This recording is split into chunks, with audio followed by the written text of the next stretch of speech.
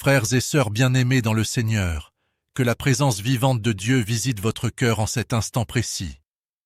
Je m'appelle Daniel Kofi, j'ai 52 ans. Je suis père de 3 enfants, marié depuis plus de 20 ans, et j'ai longtemps été un homme en quête de vérité, parfois perdu entre les traditions religieuses, les blessures de la vie, et ce silence de Dieu que je ne comprenais pas. Je n'ai pas toujours été croyant. En réalité, j'ai traversé des périodes de doute profond. Il m'est arrivé de prier sans réponse, de chercher Dieu dans les épreuves sans jamais sentir sa présence. J'ai connu la solitude intérieure, même entouré des miens. Mais aujourd'hui, si je prends la parole devant vous, ce n'est pas pour raconter une simple histoire. C'est pour vous conduire dans un témoignage qui pourrait bouleverser votre compréhension de la vérité, de la vie, et même de la mort. Alors je vous invite, vraiment, à vous installer confortablement, à ouvrir votre cœur, car ce que vous allez entendre aujourd'hui n'est pas un simple récit. C'est un rendez-vous divin. Il y a des moments dans la vie où tout bascule, des instants où nos certitudes se fissurent, où ce que nous pensions être vrai commence à s'effondrer comme une maison bâtie sur le sable. Peut-être que toi aussi, tu traverses une période de questionnement. Peut-être que ta foi est fragile. Peut-être que tu te demandes si Dieu est réellement présent. Ce témoignage parle de cela. Il parle d'un homme, respecté, instruit, profondément engagé dans sa religion, un ancien imam, un homme qui connaissait les textes, qui enseignait, qui guidait les autres, mais qui, dans le secret de son cœur, commençait à être troublé. Et ce trouble allait le conduire là où il ne s'attendait pas, jusque dans la mort elle-même. Car parfois, Dieu permet que nous atteignions le point le plus bas, pour nous révéler la vérité la plus haute. Avant d'aller plus loin, je t'invite à faire quelque chose de simple mais puissant. Écris en commentaire cette phrase. Seigneur Jésus, révèle-moi ta vérité. Abonne-toi à cette chaîne si tu veux continuer à recevoir des témoignages qui nourrissent l'âme. Partage cette vidéo avec quelqu'un qui traverse un moment difficile. Et dis-nous en commentaire d'où tu regardes cette vidéo, car nous sommes une communauté unie par la foi, au-delà des frontières. Car ce que cet homme a vécu ne relève ni de l'imagination, ni d'un simple hasard, mais d'une série de signes spirituels puissants que Dieu utilise encore aujourd'hui pour toucher les cœurs les plus fermés. Youssef n'était pas un homme ordinaire. Pendant des années, il avait été une référence spirituelle pour beaucoup. En tant qu'imam, il maîtrisait les textes, guidait les prières, enseignait avec assurance et conviction. Aux yeux de tous, il était solide, enraciné, inébranlable. Mais ce que personne ne voyait, c'était ce qui se passait dans le silence de son cœur. Car parfois, les plus grandes tempêtes ne font aucun bruit extérieur. Elles se déroulent à l'intérieur, là où personne ne peut regarder. Tout a commencé par une simple question, une pensée furtive, presque insignifiante, puis une autre, et encore une autre. Au début, Youssef les repoussait. Il se disait que ce n'était rien, juste une fatigue passagère, une distraction. Mais ces questions revenaient, toujours plus insistantes. Pourquoi ressentait-il un vide malgré sa discipline religieuse? Pourquoi ses prières, autrefois pleines de conviction, lui semblaient désormais mécaniques, presque sans vie? Pourquoi, au fond de lui, avait-il l'impression de passer à côté de quelque chose d'essentiel? Ce trouble intérieur n'était pas une faiblesse. C'était un appel discret mais puissant. La Bible nous révèle dans Ecclésiaste 3:11 que Dieu a mis dans le cœur de l'homme la pensée de l'éternité. Cela signifie que peu importe notre parcours, notre éducation ou notre religion, il existe en nous une soif profonde de vérité, une quête que rien de superficiel ne peut combler. Youssef commençait à ressentir cette soif, mais il ne savait pas encore d'où elle venait. Comme Moïse devant le buisson ardent, il se retrouvait face à quelque chose qu'il ne comprenait pas. Il aurait pu détourner le regard, ignorer ce trouble et continuer sa vie comme avant. Mais quelque chose en lui l'empêchait de fuir. Exode 3:3 nous montre que Moïse a choisi de s'approcher pour comprendre. Et c'est exactement ce que Youssef commença à faire. Il observa, il réfléchit, il se remit en question. Ce doute devenait comme une fissure dans un mur solide. Au début, elle semblait insignifiante, mais avec le temps, elle s'élargissait. Et à travers cette fissure, une lumière commençait à passer. Une lumière qu'il ne pouvait pas encore nommer, mais qu'il ne pouvait plus ignorer. Jésus dit dans Jean 8,12 qu'il est la lumière du monde. Sans le savoir, Youssef commençait déjà à être attiré par cette lumière. Aujourd'hui encore, beaucoup de personnes vivent ce même combat intérieur. Elles suivent des habitudes religieuses, respectent des traditions, mais ressentent un vide profond. Elles ont l'impression que quelque chose manque, sans pouvoir mettre de mots dessus. Ce que Youssef vivait n'était pas unique. C'était le début d'un réveil spirituel. Car Dieu utilise parfois le doute non pas pour nous perdre, mais pour nous réveiller. Cependant, ce que Youssef ignorait encore, c'est que ce doute n'était que le commencement. Ce n'était que la première étape d'un chemin beaucoup plus profond. Car lorsque Dieu commence à toucher un cœur, il ne s'arrête pas à la surface. Il va plus loin. Et ce qui allait suivre allait dépasser tout ce que Youssef aurait pu imaginer, même dans ses pensées les plus secrètes. Après que le doute ait commencé à fissurer ses certitudes, Youssef pensait encore pouvoir reprendre le contrôle. Il croyait que ce trouble n'était qu'un passage, une fatigue de l'esprit, une faiblesse temporaire qu'il corrigerait avec le temps. Mais il ne savait pas que Dieu avait déjà commencé à agir plus profondément, au-delà de ses pensées, dans un lieu où l'homme ne peut pas tricher, le sommeil. Car lorsque la nuit tombe, les défenses tombent aussi, et l'âme devient plus sensible à ce qui vient du spirituel. Les premières nuits furent étranges. Youssef se retrouvait dans des rêves qu'il ne pouvait pas expliquer. Il voyait un désert immense, silencieux, sans fin, et au loin une lumière. Cette lumière n'était pas agressive, elle était douce mais puissante, attirante, presque vivante. Il ne comprenait pas pourquoi il était là, ni pourquoi cette lumière semblait l'appeler. Il se réveillait avec le cœur agité, comme s'il avait vécu quelque chose de réel. Il tenta d'ignorer ses expériences. Il se disait que ce n'était rien, seulement le fruit de ses pensées récentes. Mais les rêves revinrent, encore et encore, avec plus de clarté, plus de précision. Dans l'un d'eux, il marchait dans une vallée sombre, entouré d'une obscurité épaisse, une obscurité qui pesait sur lui comme une présence. Il ressentait une peur profonde, inexplicable, et soudain une voix se fit entendre. Une voix calme, douce, mais remplie d'autorité. Une voix qui ne criait pas, mais qui dominait tout.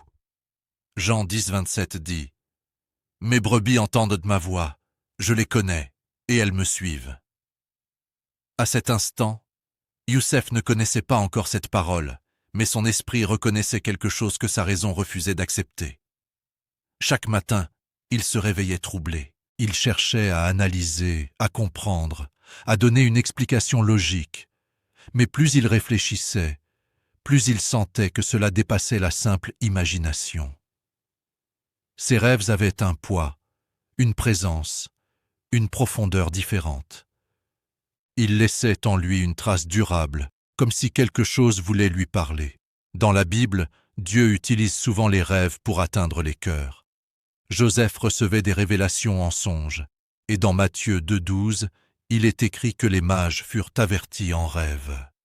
Youssef, sans le savoir, était en train de vivre ce type de visitation. Une nuit, tout changea. Il se retrouva encore dans ce désert, mais cette fois la lumière n'était plus au loin.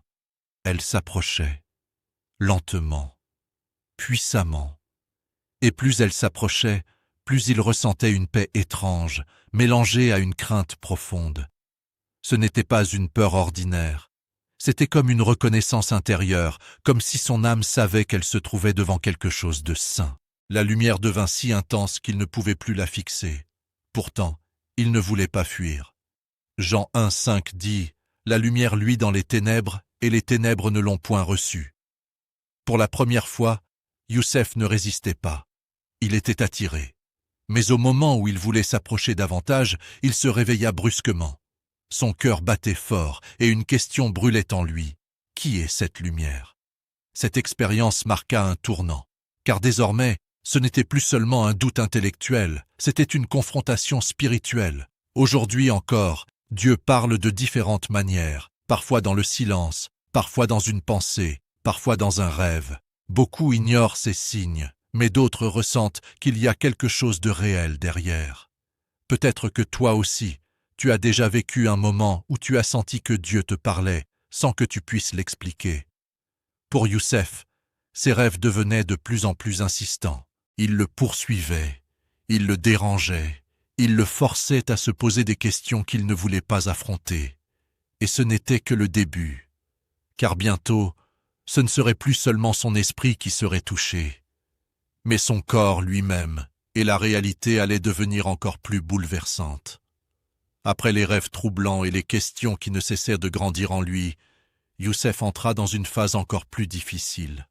Jusqu'ici, tout se passait à l'intérieur, dans ses pensées, dans ses nuits, dans ses émotions.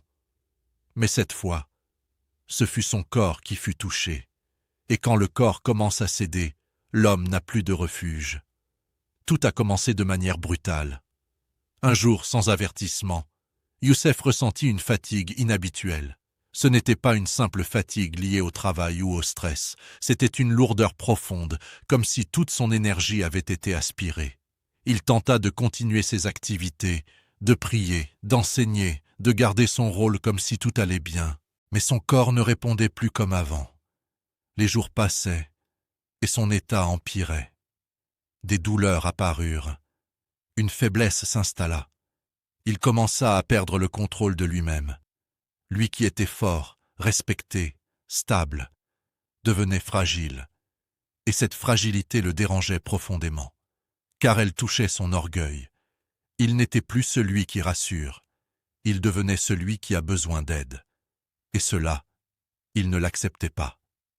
Dans la Bible, il est écrit dans 2 Corinthiens 12, 9 « Ma grâce te suffit, car ma puissance s'accomplit dans la faiblesse. » Mais Youssef ne comprenait pas encore cette vérité.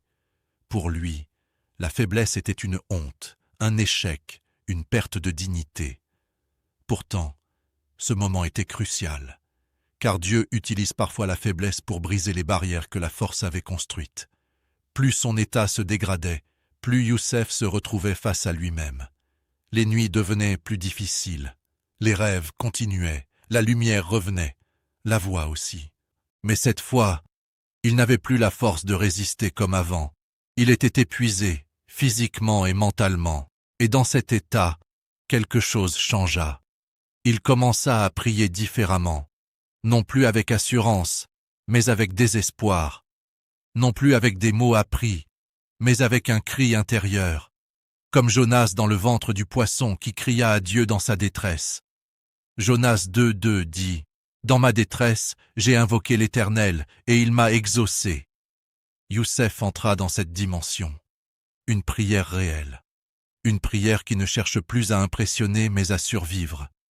Il ne savait plus à qui parler exactement, mais il savait qu'il avait besoin d'aide. Et c'est souvent là que Dieu commence à agir puissamment, quand l'homme reconnaît qu'il ne contrôle plus rien. Aujourd'hui encore, beaucoup passent par cette étape. Une maladie, une perte, une épreuve qui brise la fierté et révèle la fragilité humaine. Et même si cela semble dur, ces moments ont un but. Ils nous ramènent à l'essentiel. Ils nous obligent à chercher au-delà de nous-mêmes. Pour Youssef, cette maladie n'était pas un hasard, c'était une porte douloureuse mais nécessaire, car elle allait le conduire à un point de non-retour. Un point où il ne pourrait plus s'appuyer sur sa connaissance, ni sur sa position, ni sur sa force, et ce point allait arriver plus vite qu'il ne le pensait, car bientôt, son état allait s'aggraver au point de frôler la mort. Et c'est là, dans cette frontière entre la vie et la mort, que tout allait basculer définitivement. La maladie de Youssef ne ralentissait pas. Elle avançait comme une tempête qui ne laisse rien derrière elle. Ce qui avait commencé comme une simple fatigue était devenu une faiblesse extrême. Son corps ne répondait presque plus. Il avait perdu l'appétit, la force et même parfois la conscience de ce qui se passait autour de lui. Ceux qui l'entouraient commençaient à s'inquiéter sérieusement. Certains murmuraient que la fin était proche. Mais Youssef, lui, vivait quelque chose de bien plus profond que ce que les autres pouvaient voir. Il sentait qu'il glissait, pas seulement vers la mort physique, mais vers un endroit inconnu, un espace où les repères humains n'existent plus. Une nuit, alors que son corps était allongé, immobile, presque sans réaction, quelque chose d'étrange se produisit. Il sentit une légèreté soudaine, comme si un poids immense venait de quitter son corps. Il n'y avait plus de douleur, plus de fatigue, plus de limite. Et en un instant, il comprit qu'il n'était plus dans son corps. Il se voyait, allongé, faible, presque sans vie. Mais lui, il était conscient, présent, vivant d'une autre manière. Ecclésiaste 12:7 dit « La poussière retourne à la terre comme elle y était, et l'esprit retourne à Dieu qui l'a donné. » À cet instant, Youssef expérimentait cette réalité. Ce n'était plus une théorie, c'était une expérience. Il n'y avait plus de doute possible. L'homme n'est pas seulement un corps, il est une âme. Et cette âme continue. Il se retrouva dans un espace étrange, ni totalement sombre, ni totalement lumineux, comme une transition, un passage. Il ressentait une solitude profonde, mais aussi une conscience aiguë de lui-même. Et c'est là que quelque chose de puissant se produisit. Toutes ses certitudes tombèrent d'un coup. Son statut, son savoir, ses années d'enseignement. Tout cela n'avait plus aucune valeur dans cet endroit. Il ne pouvait plus se cacher derrière ses connaissances. Il était face à la vérité nue. Hébreux 9:27 dit « Il est réservé aux hommes de mourir une seule fois, après quoi vient le jugement. » Cette parole prenait un sens réel. Il n'était plus dans le monde des vivants. Il était face à l'éternité. Et dans cet instant, une peur profonde s'empara de lui. Pas une peur humaine, mais une crainte spirituelle. La crainte de réaliser qu'il ne connaissait peut-être pas la vérité. Il voulut revenir, il voulut parler, il voulut crier, mais il ne contrôlait plus rien. Il était comme porté, emmené vers quelque chose qu'il ne comprenait pas. Et c'est à ce moment précis que la lumière qu'il avait vue dans ses rêves réapparut. Mais cette fois, ce n'était pas un rêve, c'était réel. La lumière était là, vivante, puissante, impossible à ignorer. Elle perçait l'obscurité avec une autorité absolue. Jean 11:25 dit « Je suis la résurrection et la vie. Celui qui croit en moi vivra, quand même il serait mort. » Youssef ne connaissait pas encore pleinement cette parole, mais il était sur le point de la vivre. Car cette lumière n'était pas simplement une lumière, c'était une présence qui allait changer tout ce qu'il croyait savoir, une présence qui allait lui révéler la vérité. Et ce moment allait devenir le tournant le plus important de son existence, car il allait enfin rencontrer celui qu'il cherchait sans le savoir. La lumière qui apparut devant Youssef n'avait rien de comparable à tout ce qu'il avait connu auparavant. Ce n'était pas une simple clarté, ni une énergie impersonnelle. C'était une présence vivante, consciente, remplie d'une autorité douce mais irrésistible. Plus la lumière s'approchait, plus Youssef ressentait quelque chose qu'il n'avait jamais expérimenté de toute sa vie. Une paix profonde mêlée à une crainte sacrée. Ce n'était pas la peur de mourir, mais la conscience d'être face à quelque chose de saint, de pur, de totalement vrai. Il ne pouvait pas fuir, il ne voulait même pas fuir, car au fond de lui, il savait que cette lumière détenait la réponse à toutes ses questions. Et puis, au cœur de cette lumière, une forme se dessina. Pas de manière brutale, mais progressivement, comme si ses yeux spirituels s'ajustaient à une réalité plus grande. Et là, il comprit. Ce n'était pas seulement une lumière, c'était une personne.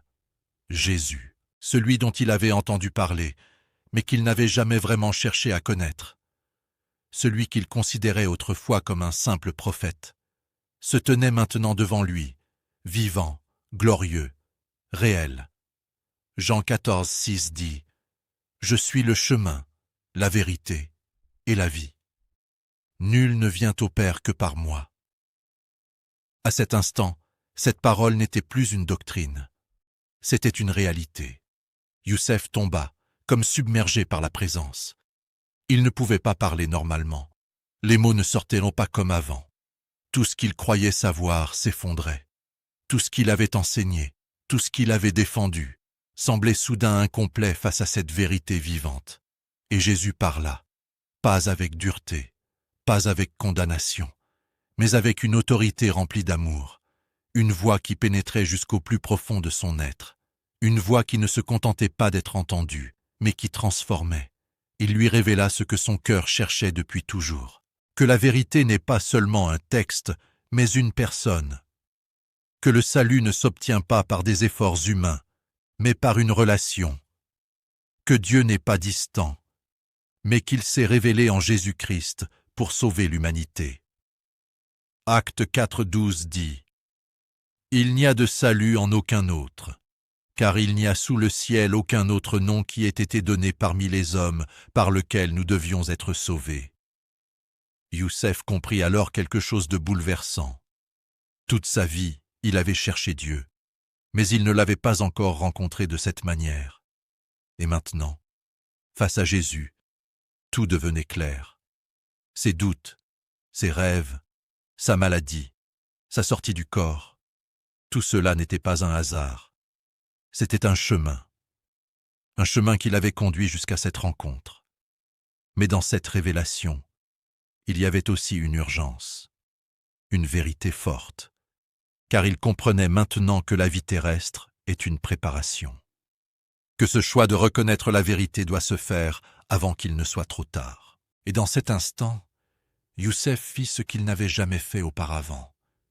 Il abandonna, pas par faiblesse, mais par révélation. Il reconnut Jésus, non pas comme une idée, mais comme Seigneur. Et dans ce moment d'abandon, quelque chose changea profondément. La peur disparut. Une paix indescriptible envahit son être, une paix que rien ne pouvait expliquer humainement.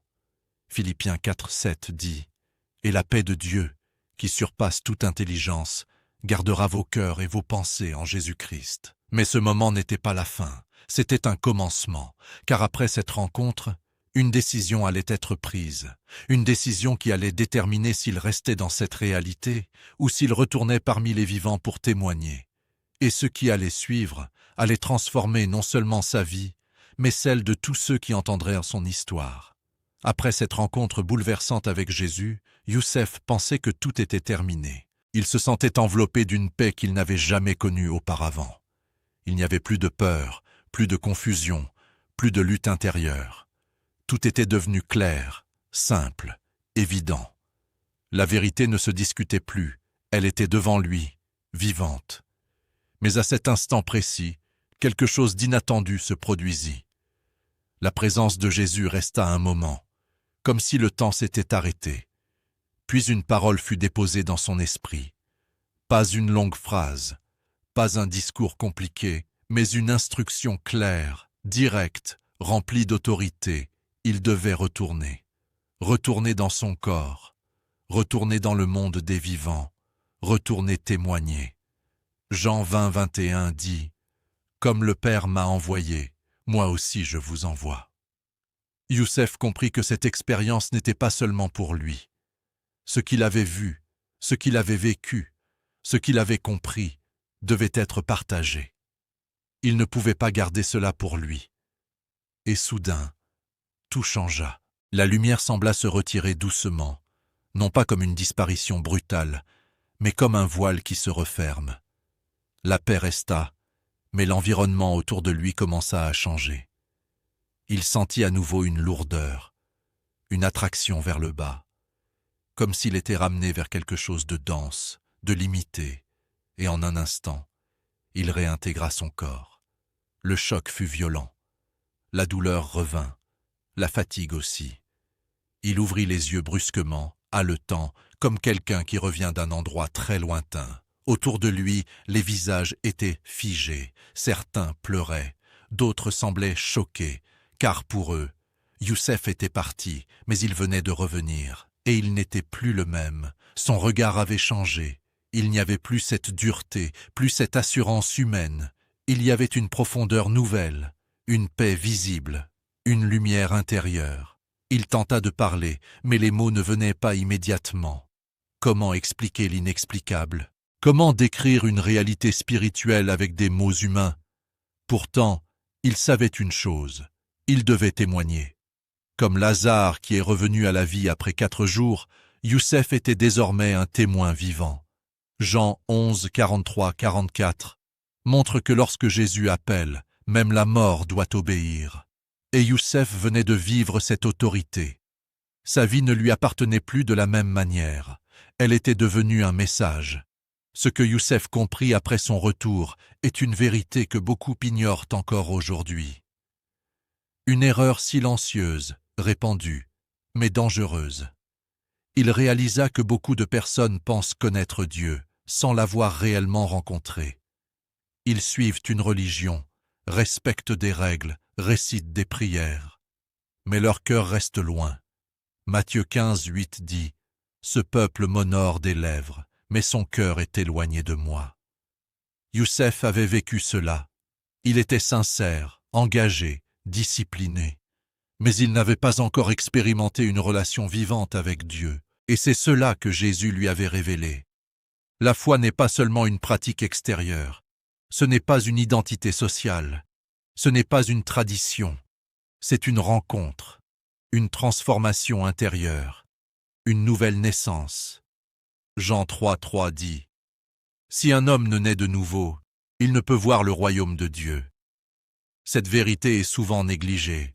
Beaucoup pensent que faire le bien suffit, que suivre une religion suffit, que croire en Dieu de manière générale suffit. Mais Youssef comprit que la vérité est plus précise, plus directe, plus personnelle. Il comprit que Jésus n'est pas simplement un chemin parmi d'autres. Il est le chemin. Il comprit que la vie éternelle n'est pas automatique. Elle est une décision, une réponse, une relation. Et ce qui rend cette vérité encore plus forte, c'est qu'elle concerne chacun de nous. Aujourd'hui, toi qui regardes cette vidéo, cette histoire n'est pas seulement celle de Youssef. C'est un miroir, une invitation, une question silencieuse qui t'est posée. As-tu réellement rencontré Jésus ou seulement entendu parler de lui? Car il y a une différence énorme entre connaître des choses sur Dieu et connaître Dieu. Youssef avait maintenant cette certitude, et cette certitude brûlait en lui comme un feu qu'il ne pouvait pas éteindre, un feu qui allait le pousser à parler, à avertir, à témoigner, même si cela devait lui coûter. Car quand on a vu la vérité, on ne peut plus revenir en arrière. Frères et sœurs, ce témoignage n'est pas simplement une histoire à écouter. C'est un appel sérieux, profond, personnel. Car ce que Youssef a vécu nous rappelle une vérité que beaucoup préfèrent éviter. La vie ne s'arrête pas à la mort. Il existe une réalité au-delà de ce que nos yeux voient, une réalité où les titres, les positions, les connaissances humaines n'ont plus aucune valeur. Une réalité où seule compte la vérité que nous avons acceptée dans notre cœur. Hébreux 9, 27 nous le rappelle clairement. Il est réservé aux hommes de mourir une seule fois, après quoi vient le jugement. Cette parole n'est pas là pour faire peur, mais pour réveiller. Réveiller les cœurs endormis, réveiller les consciences, réveiller ceux qui pensent avoir encore tout le temps. Youssef avait une position, une connaissance, une réputation, mais face à l'éternité, tout cela n'a pas suffi. Ce qui a tout changé, c'est sa rencontre avec Jésus. Et aujourd'hui, cette même invitation est devant toi, pas demain, pas plus tard, maintenant. Peut-être que tu crois déjà en Dieu, peut-être que tu pries, que tu fais de ton mieux, mais la vraie question est simple. As-tu une relation vivante avec Jésus? L'as-tu réellement reconnu comme Seigneur de ta vie? Car Jean 14, 6 dit « Je suis le chemin, la vérité et la vie. Nul ne vient au Père que par moi. » Ce n'est pas une opinion, ce n'est pas une tradition, c'est une vérité, et cette vérité demande une réponse, une décision.